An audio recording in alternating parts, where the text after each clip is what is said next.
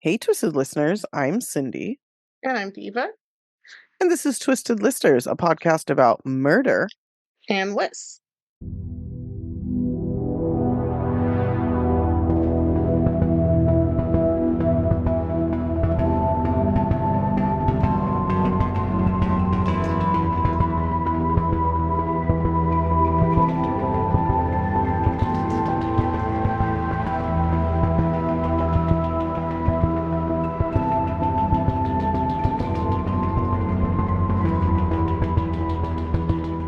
And this is part two of Murders in Cemeteries, or Cemetery Murders, Mm-hmm. murders involving cemeteries. The Yes. first set of cases was really fucked up.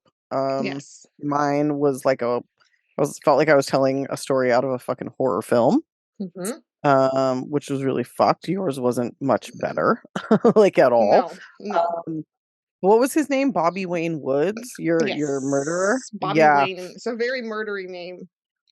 It is, and you said that like he probably wasn't mentally competent, and to watch an interview with him, and I did. My goodness, like Yeah, he's not. That's what I meant. I didn't want to be rude and be like, but it's like you could tell that there needed to be more investigation into that possibility than there was, yeah, they for just wanted to sure. kill him. That Yes. guy, Yes. like listen, having that amount of like having the capacity to rape and murder an 11-year-old and attempt to murder an Yeah. 8-year-old, like fuck you.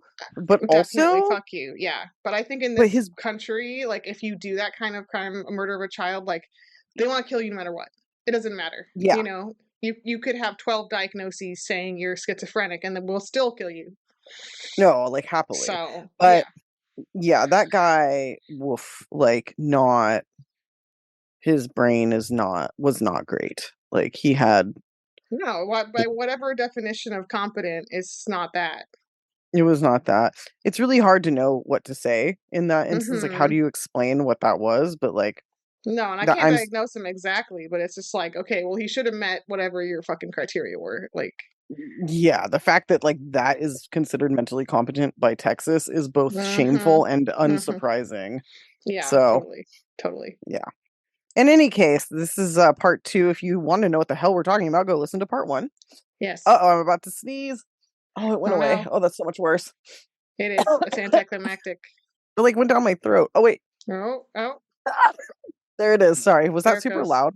No, I don't want to have to edit that out. Okay, good. that's fine. So part one was traumatic and horrible, and part two will Mm-hmm. likely be the same. Yeah. And we're gonna anything to talk about? Happy Happy, Dia de los Muertos. Yeah. yeah, happy Dia de los Muertos. Yep. Very sad that Halloween is over. Very Yes. happy I need that like a buffer week or so before I can like take anything down. I need to like sit with it and yeah, process my feelings because I get very sad. yeah. I'm glad that October is over from a work perspective because I thought I was going to die the whole time from just Mm. stress. But it just sucks that this most stressful month of the year for me is also like the best month of the year, like stressful Holiday professionally wise. and Yeah. amazing, yeah, like personally. So mixed feelings on October. But we're moving on. We're keeping it a little spooky in the beginning of November here with this topic. Mm-hmm. Mm-hmm. I'm a Cemeteries, Dia de mess. los Muertos, it fits, Yeah, it really you does. know, All you right. know? Mhm. No, it's perfect. So I went first last time. You go first Yes. this time. Tell me your Yes. story.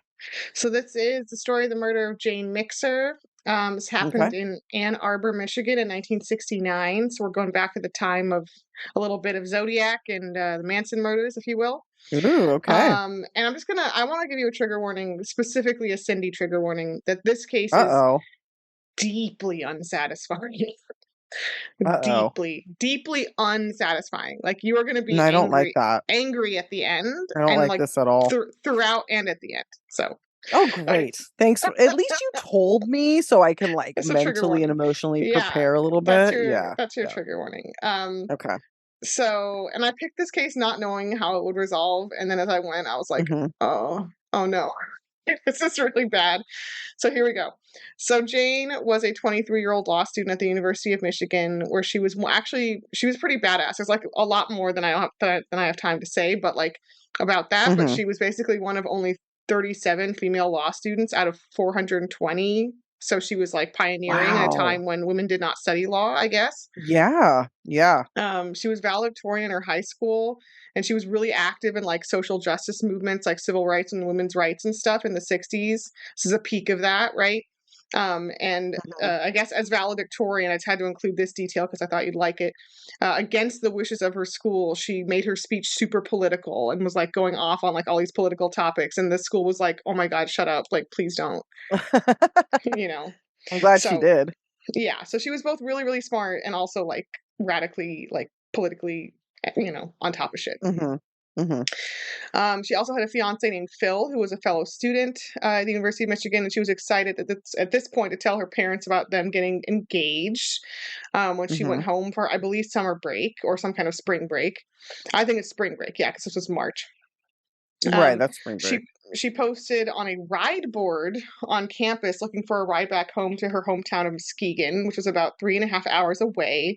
And this is like an Okay. actual physical bulletin board. I feel like talking to the Gen Mhm. Zers here, who were like, Yeah. a board? No, not a message board, like a physical board, I guess, where people would like, offer rides and ask for rides. And apparently this was a really normal practice at the Oh, time. yeah, pinning stuff. I used to pin up, like, babysitting ads on boards Yes. and things. Yeah, Yes. yeah. Like, "Do you need a So babysitter? she Call me," apparently and then does I would get a go to ride, strange but people's houses. Sorry. Go yeah, on. it's very scary. Yes. That was you were almost like when a stranger calls there. Yes. Almost. So she tells her parents, well, she apparently does get a ride, but she doesn't tell anyone the details about it. But she does tell her Mhm. parents she'll be home around 9:30 p.m. on this particular night. So she's got the ride home, departing around 6. Mhm. But she doesn't show up. Her dad becomes really alarmed, obviously, when she doesn't show, and he went out that night driving around looking for her to no success. Mhm. The next morning, a woman who lived near Denton Cemetery in Van Buren Township, which is another little small town 14 miles outside of Ann Arbor, sees the body of a woman and calls police. And when they get there, they find what they're going to later determine to be Jane. She's lying on top of a grave near the entrance to the cemetery. Mhm. She had been shot twice in the head by a 22 caliber gun.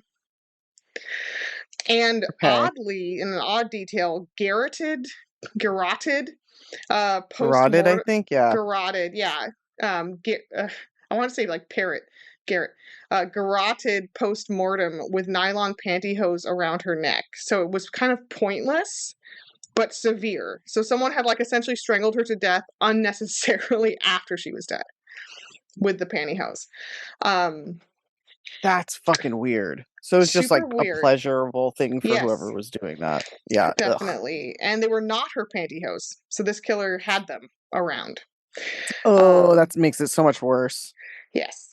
Her pantyhose were still on her but pulled down. There was no evidence beyond that of a sexual assault, but there obviously, as Paul Holes always says, there still could have been one or kind of some kind of attempted assault or a sexual motive, certainly, right? Definitely a Um, sexual motive, for sure, Definitely. like, that's already clear. Yes. Yeah. Um, so her belongings were also kind of arranged around her in some kind of careful way, including a Mhm. copy of the book Catch 22, which I think was hers, sitting next to her. Everything was described as kind of purposefully arranged, and her body was also covered by a raincoat. I think her raincoat, which was pulled up over her face, and there Mhm. was a bloody towel found under her head. So it was people described it as almost like a sick way of a killer like caring, or like how they kind of like put a pillow or cover someone up or kind of like try to make it comfortable for the dead person in a weird way, Mhm. that kind of thing. Okay. So she hadn't not been killed there, but she was dumped there, but not like dumped. She had been dumped and then arranged like lovingly, right? Hmm. In this weird way. But they determined she was killed about 3 a.m. that night, but it's not clear when she was arranged, placed there. Okay. They also find one drop of blood on Jane's left hand, which is collected as evidence, so like scooped off or whatever. Mhm. Investigators aren't able to turn up much evidence, but they do determine that a bunch of witnesses saw a green station wagon near the cemetery that morning. So that is one tiny thing that is mentioned right away. Mhm. That summer, police began to suspect that Jane's case is part of a larger series of murders of young women that had been plaguing the area. So by the end of July 7th, this is March, by the end of July, by the end of July, 7 women had been brutally killed, and a lot of them are other University of Michigan students. Holy shit. Yeah. They were typically raped and then strangled with a ligature or stabbed. Okay. And often they were also severely tortured, like extremely beaten and mutilated. So there's like actually a lot more um, injuries and violence typically in the other cases, but besides Jane's. Mm-hmm. Police. So her case, as I'll talk about for a couple of reasons, doesn't totally fit the MO. It does and it doesn't. Okay. Of this killer. So police arrest a guy named John Norman Collins that summer for the murder of one of these victims named Karen Beineman. And it's thought that basically he is de facto guilty of the whole series of murders, including Jane's. Okay. He maintained his innocence, and he is eventually convicted, but the evidence is kind of tenuous and circumstantial. I would say the strongest, I don't want to go too far into this case, it'll get us off track, but it's obviously very related. Mm-hmm. The biggest thing is witnesses, basically saying Okay. that this is the guy they saw in the area, or they saw talking to one of the victims. That's like the strongest thing they Is have that on him. he's he's at the He's scene, or at the he's scene at or he's talking to potentially. the person. Yeah, that's like Okay. and there's also some very tenuous hair analysis, which we know how that goes. Yeah, Um, no. but I would say the strongest thing against him is just like a bunch of witnesses saying he was there, he was around. Okay. Okay. But he staunchly maintains his innocence. He was a student at Eastern Michigan University, so he was pretty young at the time. And like I said, lots of witnesses also point to like there were sketches that were drawn up based off of witnesses' statements in the cases, and he looks like that kind of vaguely. Okay. So the similarities between his murders and in this series and Jane's is that they were kind of dumped in quasi-rural areas or off the side of Mm-hmm. roads. There is this theme of the garroting, right? Even though with Jane it didn't kill Yeah. her. Mm-hmm. That is a common like thing he's getting off on clearly. Um, Yeah. she fits the victim profile of being like a young, pretty college student, basically in the age Right. range. Mm-hmm. And obviously, the big thing is just there's a very tight murder window in this, like within 50 miles of each other. So it's also just the place and time. Right. Okay. So the family feels comforted by his arrest, even though he's only ever charged with that one murder. There's never enough evidence to put any of the other murders to trial. Mm-hmm. So Jane's family is like kind of accepting that he's the killer. And technically, Jane's case goes cold. There's no further investigation because everyone's accepting that it's this guy. Mm-hmm. So, jump forward to the early 2000s. It's Jane's niece Maggie who actually starts asking questions about her aunt's murder, which she will ultimately write a book about because she kind of gets obsessed with it. She and another detective kind of turn over a new leaf. They take a fresh look at the case and wanted to kind of feel instinctively that her case isn't part of this larger series, and they want Mm-hmm. to kind of uncover the details of what really happened. And there's certain details that are totally inconsistent with the rest of the murders. Like, for instance, no one else was covered up. No one else had any purposeful like arrangement to it. They were all dumped, Mm-hmm. like dumped, like out of the side of a car, kind of dumped. Like kind of kicked out as when they're Yes. driving, kind of thing. Where she There's was, no like you said, there was a different placement and like yes. care. Yeah. Okay. Yeah, so that's like one thing they point to as being totally weird. Mm-hmm. But who knows? And obviously, now that DNA testing exists, it's the 2000s. They go back and find a Mm-hmm. bunch of the original evidence from the case and send it to the lab to see if they can uncover some DNA. And guess Mm-hmm. what? They do on the pantyhose that was around her neck and on her clothing and her Mm-hmm. pantyhose. And none of that DNA matches John Collins. Oh my God. Yeah. Also, can I just say really quickly, my favorite thing that we do, it's become a thing, either intentionally or not intentionally, but we'll ask each other like a rhetorical question and the other one just remains silent. This is quiet. Yeah. Okay, sorry. I just had to point that out because I thought that was really funny. Because you do it to me and I do it to you, and we're always Yeah. like, you didn't play in, but now it's become our thing and it's very cute. So, Okay. anyway, okay. So now this guy's been in prison. This guy's been in prison, I Yeah, assume. but he's still guilty of the other one. But he's not the DNA on Jane. Okay. Do you think he's guilty? I don't fucking know, dude. I'm gonna give you Okay. my feeling at the end. Um, Okay. so the DNA does actually have a match in their databases, though. It is Whoa. matched to a random 62-year-old guy named Gary Leiterman. He is at this Okay. time a retired nurse who had been married for 28 years and had 2 adult children. At the time of Jane's murder in 1969, he was 26 and lived 20 miles away from Ann Arbor, Hmm. so vaguely in the area. He had one criminal charge from 2001 because he was apparently addicted to painkillers, and wrote false prescriptions. And that's why he was in the database. Oh, that's so weird they would put your like DNA in the database for Yeah, that. I guess they Like did. they'll do it for Yeah. any reason at this point. They just want to know who And everybody is and what they're doing. yes. So investigators, when they first tell him your DNA was found on this evidence, and when they first talked to him in 2004, he's like, "What the fuck?" And So apparently he's was super. totally surprised. Mm-hmm. Okay. Um, Oddly, investigators can't say precisely where the DNA was found on the pantyhose, I guess, or there's some issue with that. And they also Hmm. specified that it wasn't blood or semen, but they do not specify what it actually was. But the possibilities left are basically sweat, saliva, or skin, Okay. which apparently makes it like less hardcore of like evidence than blood or semen, right? Like that's like a kind of a confusing medley. Yeah. Sweat, saliva, or skin.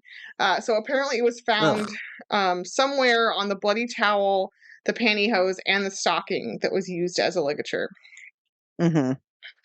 So the DNA situation, get ready for this shit, gets even weirder when detectives say that they found another DNA profile specifically from the speck of blood they took off her hand, and it matches a murderer named John Ruelas, who was only Uh-huh. 4 years old in 1969. I don't think he did it. I'm just gonna go out on a limb. you, Controversial you theory. don't He's think so? innocent. No. Yeah. So I've seen, okay, so obviously this is insane. And frustratingly, at the kind of Gary's trial here, the Hmm. idea of lab contamination is obviously going to be raised by the defense, but detectives are like, absolutely not. Zero contamination took place, which, like, of course they're going to say that, but they're like so emphatic about it that it annoys me because I'm like, well, how did that get there? How did that get there? That's Well, it crazy. makes it worse. It makes it worse to deny it. It's like they're a little kid with Yes. chocolate on their Yes. face, like denying they ate a candy bar. And it's like, we Well, and can it, fucking see it. well, Like, they're not going to admit to it because it makes Gary's DNA findings look suspect too. right. Um, Less likely. Right. yes, and I've seen two different things in different articles. I've seen that the John Morales, like, because he did murder people later in life, that his Yeah. DNA was literally in the lab on the same day, so it's an obvious case of contamination. But I've also seen from the authorities them saying it was not possible; they were never in the same place. Those two like samples. So Hmm. who knows? But the authorities are very emphatic that there was no contamination. And when people ask them, like, okay, well then how did that DNA get there from that 4-year-old? The prosecutor said how it got there is quote unquote lost to history. Oh, you can't. Another detective said he had to be involved somehow, Cindy, this 4-year-old. He had to be involved. A detective. That person is a higher rank than just like Yeah, no, idiot. they were like, it got on there. His DNA got on her somehow. We don't know how, but it did. So Stop. Just stop, man. Just fucking stop. so That's there's that. ridiculous. So in Good God. 2005, Gary Leiterman goes to trial, maintaining his innocence. Staunchly, his friends and family also stand by him, like emphatically, Right. et cetera, et cetera. The prosecution presents their version of the murder, for which they essentially have no evidence against him other than that DNA. But they speculate that basically Jane took a ride from Gary. He made a sexual advance against or at her, which she rejected. And he basically killed her, blah, blah, blah. The Mhm. defense tries to refute the DNA with some weird ideas that maybe, besides lab contamination, which I said they do raise, they also propose that maybe his sweat got on these items in a laundromat, which I'm like, Okay. Mm, Or maybe he sneezed on her in a in a public place, which, like, you know, it's possible but crazy. Um, yeah. yeah. But I think lab contamination sounds Hmm. pretty good, given what's going on with the 4-year-old, right? Um, Yeah. that's probably their most plausible explanation to discredit the DNA. Mhm. Um, there's also tons of fingerprints on Jane's body that do not match him, nor do they match John Collins. He Fuck. also didn't own a green station wagon. Neither did John Collins, by the way. Um, Jesus. so I'm not sure to what extent this was presented at trial as evidence against him, or if it's just like noted in the kind of. My husband sneezing very loudly. You should I be was like, sorry. "What That was was so that?" loud. That was insane. I was like, That "What was the hell was that?" Jesus Christ. Anyway, I'm I'm not dying. sure to the extent, like I said, this was presented or if it's just like listed. But basically, Mhm. also when what doesn't look good for Gary, in my opinion, is that when they Mhm. searched his home, they found photos of a teenage exchange student that had lived with Gary and his family a bit later. I'm not Uh-huh. clear exactly when, but Gary reportedly took photos of her while she was drugged and unconscious, and he was pulling her skirt back to kind of reveal her, genitalia. This is Oh. not proof of his guilt in Jane's case, but it certainly doesn't look great.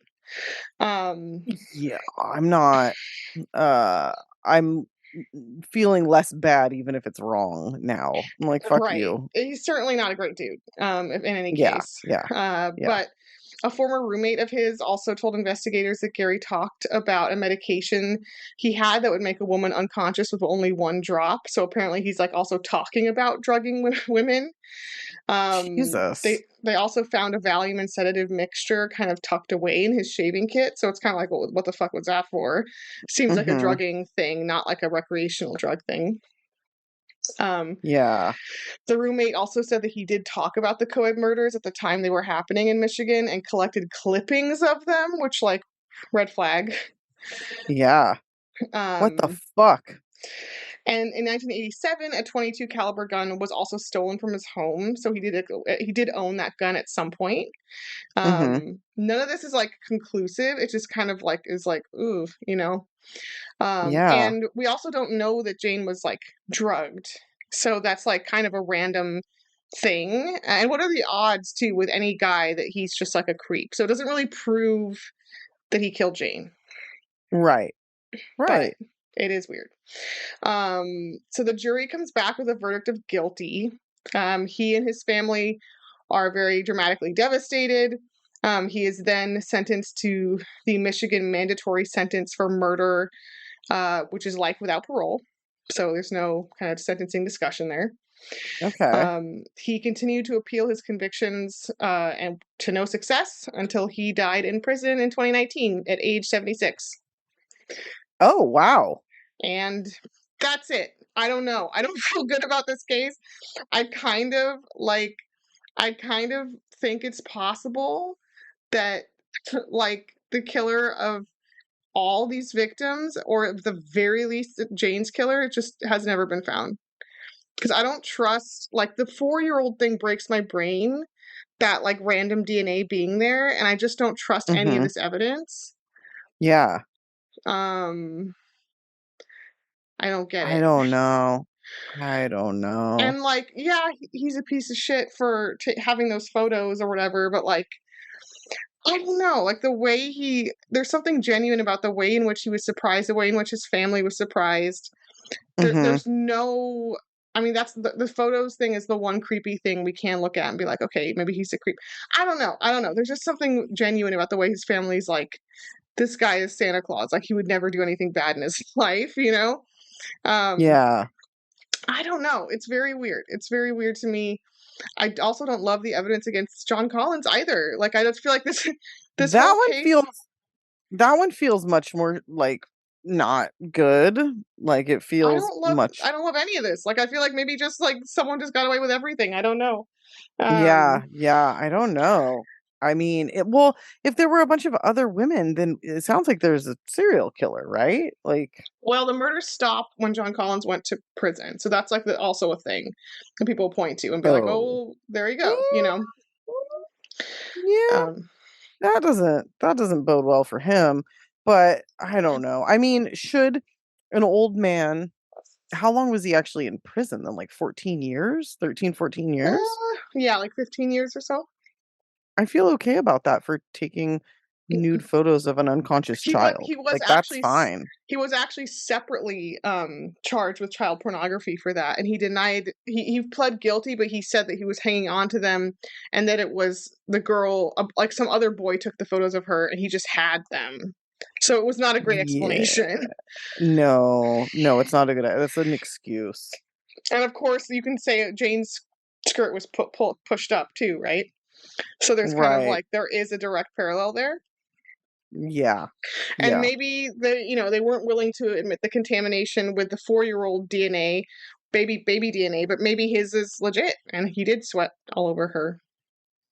Yeah, I don't know. So maybe it's legit. I don't know. It's just a very weird case, and I feel like none of the cops did a good job.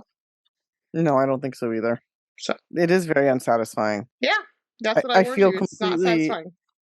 it's not. Nope, nope. I just feel like this was just, like, nothing, Yeah, almost. I'm sorry. Like I said, No, it's not your I started fault. researching it, not knowing where it was going, and I thought there was gonna. Well, actually, what I thought was that there was gonna be like a whole like wrongful conviction, miscarriage of justice thing, and he was gonna be exonerated or something. And then I was like, Yeah. oh no, he just died. Okay, there we go. It's just very yeah, it's very anticlimactic. There's nothing Yeah, really like, nope. damn. There you go. Alright. Wow. That's it. Well, mine is, more definitive. I read a lot about this. I actually just straight up read the case, like the Supreme Court Oh, fucking case nice. I like that doing that. recaps, like, everything that happened. It's super fucking convoluted, so I'm just gonna kinda give a high level version of what this, case is about and kinda tell you the stuff we're here for. So, um, Okay. this takes place in Memphis, Tennessee in 1994. I'm gonna be talking about Tony Von Carruthers, Hmm. is his name. And Very in German. 1994 it is, but he is not a white man, so it's one of Hmm. those things, you know. I mean, we are in Tennessee, which has a long and storied history of slavery and all sorts of other horrific abuses of, People get black names. people. Yeah, So, yeah, names come to people in really horrible ways. that's A true. lot of trauma. And also, I want to note, like, I went to Memphis and like visited. I drove through, and it was cool, but like, it's not a. It doesn't even feel like a super safe city, and it's not a super safe city. And in the 90s, it definitely was not very safe. There's very rough neighborhoods. There's very scary areas. Hmm. Um, it's very cool. There's a lot of, history and like music history and other things that are really it's beautiful. It's got the big river. What is it? The Wolf River? It's like the I do not Mississippi, but know. it's like a part of it. Anyway, I think it's called the Wolf River. It's like part of the Mississippi, but it's like smaller. In any case, it's a beautiful city. Tennessee in general is like really beautiful, but it's also kind of terrible in a lot of ways. Hmm. Um, but in any case, so in Memphis, Tennessee in 1994, Mr. Tony Von Carruthers is 26 years old. He is a drug dealer and all around bad guy. Um, and there are a lot of drug dealers in the area, including 21-year-old Marcellos Anderson, who goes by Cello, is what they call him. Okay. And they are dealing cocaine. So this is like hardcore shit, right? Now, Cello and Tony had been friends for a number of years. Cello thought of Tony as like a trusted, confidant and friend, somebody that he could definitely like count on to be like a friend. Like they weren't in competition with each other. They were like cool with each other. These guys all ran with super like scary crowds. So Tony here is in and out of prison all throughout the early 90s. And the last time he's in prison before he gets out and all of this goes down, he's actually writing letters to another fellow or like former like he's a felon, but he's out of prison. And he's telling this guy, like, the next time I'm out, like everything's gonna be like super like well organized and super violent. Like I'm not fucking around anymore. And I find it Okay. really interesting that he's like sending these from prison and they're like not getting intercepted. They're like being allowed to be sent. But he's like, hey, when I get out, I'm gonna fucking be super violent. And like they're like, yep, send the letter, totally fine. I just Yeah. found that strange. So Amazing. he's telling this, yeah, so he's telling his friend this, and he gets out in sometime in 1993. Before he gets out, he is in prison with James Montgomery. He and his brother Jonathan are, also from the Memphis area, and James is obviously incarcerated, probably for similar things, maybe robbery, drug dealing, something like that. So the two of them are working. They're doing like they make prisoners work, and they're digging graves at a local cemetery. And Tony says to James, like, hey, this would be a really great place to hide a body. Like, He's very throw them open in. about his murder plans. He's very, like, chatty. Yeah. It's kind of crazy reading through this case. Like, these guys were just real fucking open about it, real Yeah. straightforward about it. They not pulling any punches, not You know hiding what's anything. They're cool? just like, hey, Murder. Yeah. yeah, like, hey, we should keep this in our back pocket for like next time we murder somebody, we can hide them more effectively. So Yeah. anyway, so this comes out later, obviously, for obvious reasons. I kind of jumped the shark there, but it's what happened. So he gets out of prison, and I guess Cello and a couple other guys gave him $200 each. Like, this is something that you do for your friends when they get out of prison to like help them get back on their feet. Is everybody gives them like $200, and hopefully it like gets them going again. Which is a weirdly like loving gesture for a bunch of drug dealers, but I guess it's just Mhm. what you do. Okay. So basically, a lot of shit goes on from this point. But James Montgomery and Tony Von Carruthers are like, we're taking over the streets. We're in fucking charge of everything. And they decide at some point, somehow, that they're going to kill Cello because they want to take over his business. Now, Cello is living with his mom because, of course, he is. Okay. And his mom seems cool with this. Like, in early February 1994, there is a fucking drive-by at their house. Mm, So this is like a known drug house. Like his mom's not like, you okay. know, upset upset about what's going on. Like she's a part of this. So he's living with his mom, but he's the kind of guy, he always carries like a lot of cash on him. He's got a lot of rings and jewelry. He's really like drippy, like he wants to like Yeah. show off how much money he has. He's very vocal about it. It's kind of like the whole persona thing, right? So I think this is part of why Tony's like, fuck this guy. Like, I want to take him out and take his money, take his business, right? But it's fucked up because they've been friends for a really long time. So on the 4th of February, there's this drive by, and actually somebody later comes forward and is like, hey, I heard them talking about like killing these guys. Like tonight would be a good night to take them, and they decide not to. Prior to that, somebody who'd been in prison with Tony and James came forward and told Cello like, "Hey, they're planning to kill you like in prison. Like this is their plan." And Yeah. Cello was like, "I trust Tony so much. Like I know you're just talking shit. Like I don't fucking believe you." So he's been like warned, and Oh he's my just like god. not, yeah. So anyway, February 4th comes and goes. At some point in February, Cello borrowed a white Jeep from a friend of his. I think it's white, either white or red, but I think it's white. Doesn't really matter. Just one of those details I had to talk about. Anyway, he borrows this Jeep from his friend, which is interesting. It's like you have all this money and all this jewelry, but you don't have a car. Like it's very strange. Like anyway, so he borrows this car from his friend, and on the night of February 24th, this woman, I'm not going to get into all the connections between these people because honestly, it's so fucking convoluted, but she's like the cousin of one of the people involved.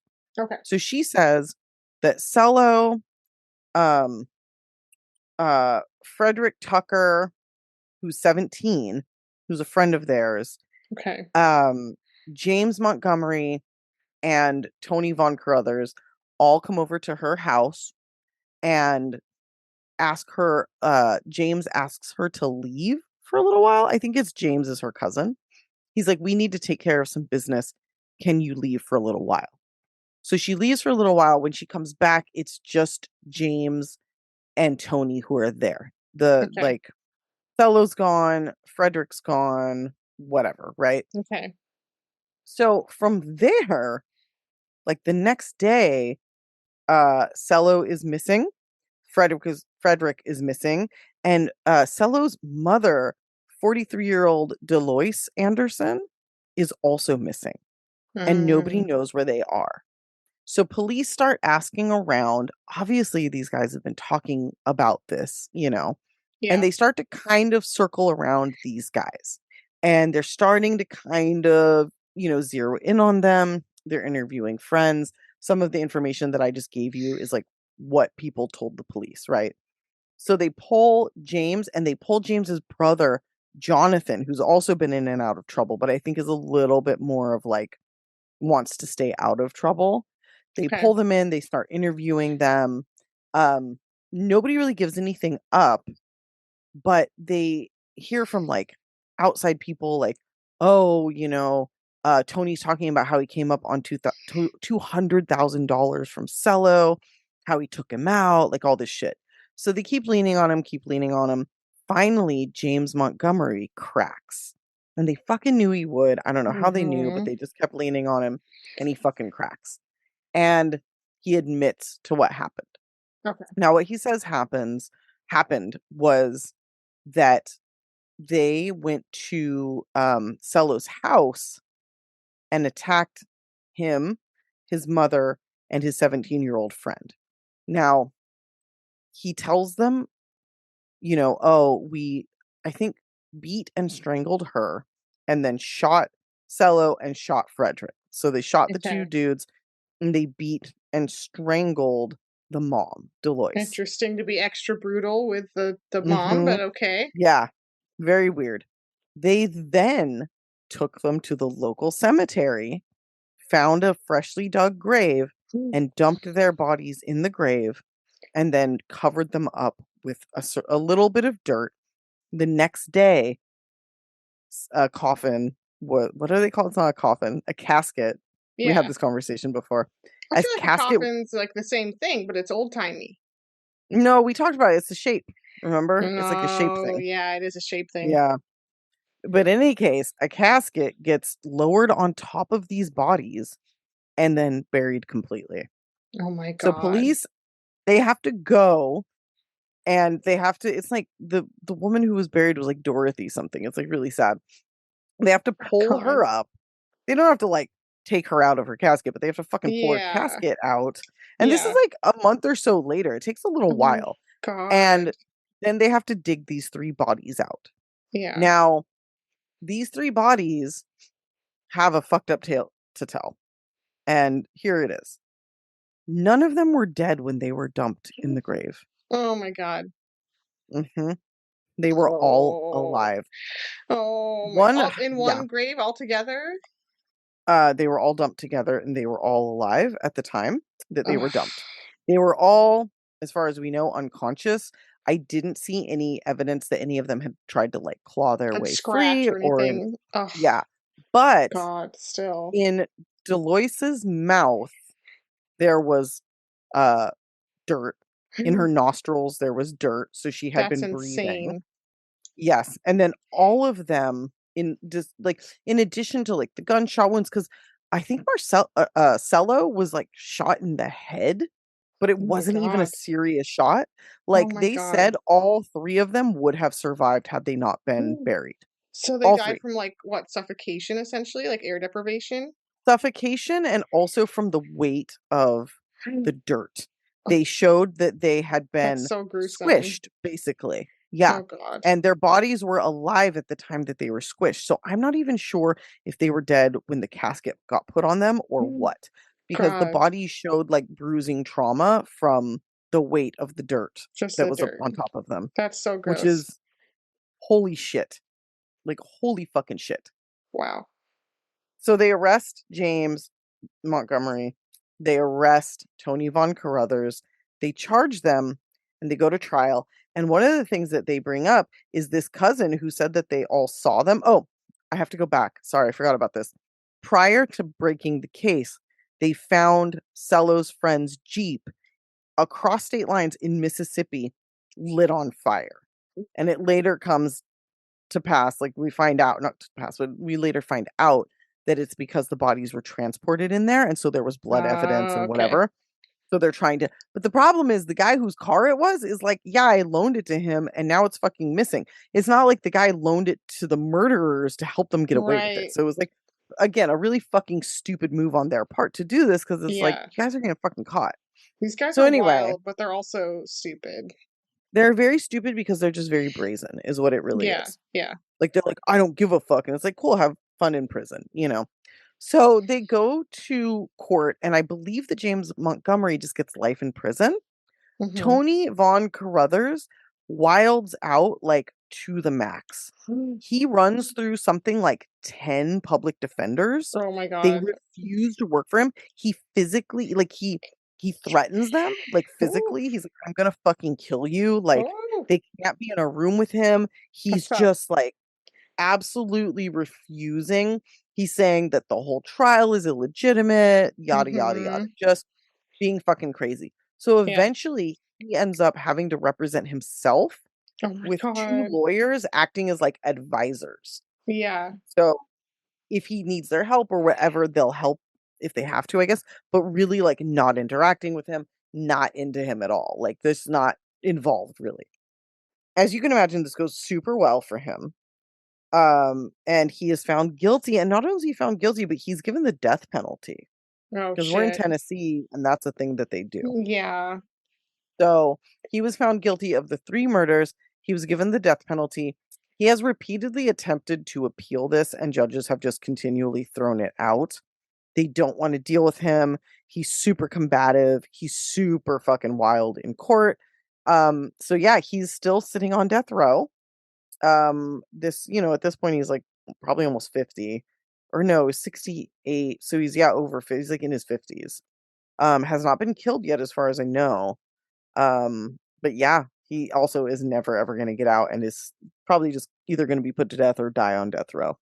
Yeah, I don't know how fast Tennessee is. There's certain states where they're clearly like Texas is like boop boop boop boop, like just turning them I around. mean, it's been it'll be 30 years, you know. Okay, so not that fast. Yeah, and he seems, I'm actually going to Google his execution date. Yeah, I don't know. It doesn't say, wait, let me see. Did he get put to death yet? No, he hasn't. It said that he hasn't had an execution date in 2019, but it maybe it's seems been like, held on appeal too. Could also happen. So yeah, yeah. He was saying things like, I'm not going to be put to death. Like, I'm going to be here forever. Like, fuck you guys. It's like, bro, you better chill out. Like, that they're going to doesn't fucking kill also, you. yeah, that doesn't help. That doesn't help. An No, don't already tough. don't taunt the executioner. You know what I Ooh, mean? Like, no, yeah. So anyway, there it is. wow, Fucked up weird ass case. Yeah, don't deal drugs, guys. Don't do it. that's Uh, wild. Yeah, I mean that especially guy like just also seemed cocaine. like he was really into like doing violent stuff, not just the drugs. Yeah, I found it really weird that Cello was like, that guy's not gonna hurt me. He's my friend. And it's like, bro, people are fucking telling you that he's like planning this. You're not even gonna like And he's clearly check talking to in. lots of Like, different people about how much he likes to murder and how violent he's going to be about it. And it's like, yeah, yeah, it's like everybody's telling you this, and they're all telling you the same thing. And it's like, I don't know. And not to victim blame him. It's obviously not his fault. It's just really right. weird. So anyway, that's the case. Pretty fucked Okay. up. It Buried is. alive. We got one in there. We got a buried We did alive in buried there. alive We once. did Yeah. that. Yeah. Let's do it again. Woo. Little crossover. Shit. Ugh. Yeah. Okay, I have to What are we doing choose. next week? Yeah. Oh my god, I'm so yawny. Um, we didn't talk about this, but I wanted to do um people who were murdered, like I don't really know how to say it. I thought this felt kind of um Thanksgiving-y. I was thinking people who were Mm. murdered like while hunting. Oh, yeah. That's Yeah. probably pretty common, I'm going to guess. I think it might be. So I thought that would be a fun one because Okay. you go turkey hunting, you shoot or a goose or whatever, Mm. for There's a Thanksgiving. dateline. I don't know what. Well, I'll do it next week. But there's a dateline where a wife is killed with a husband on a hunting trip, and it's like a whole mystery. Like, was it an accident or not? So like That's exciting. that's a Okay. dateline that I remember watching and liking. Yeah, Well, that'll be an interesting liking, one. and you know what I mean. Yes, I completely do. Yes. I love how we always try to, like, qualify our You statements, and know, it's like, at you this know. point yeah. So that was kinda what I thought we could do. I thought that'd be pretty Cool. fun. Yeah. So that's what we'll do to kick off the, Feels very Thanksgiving November. season. Feels very It November. does, right? Yes. Yes. Yeah, yeah. I'm glad you agree. So thanks everybody for listening. We hope you liked this topic. I thought it was a pretty fucked up one. Mhm. Ranging from the angering to the bleak to the just totally fucking twisted. Yeah, Um, these were two of the, like, more hardcore cases I've done lately. And if you really, like, think about what happened to the victims, definitely. it's fucking Yeah. haunting. In any case, thanks everybody. Until I don't know, like, rate, review. We're getting more reviews. We love that. Thank you guys. Yay. Mostly on Spotify, but we're getting a few more on like Apple as well. I think Google, we've got Nice. a few. So we appreciate y'all taking the time. Spotify is the easiest. You literally just go on and like pick how many stars you want to give us. Yeah. Obviously, the Takes answer a is 5, second. but yeah, follow your hearts. So thanks again, everybody. And Mhm. until next week, Stay. off our Please. lists. See ya. Shalom. Bye.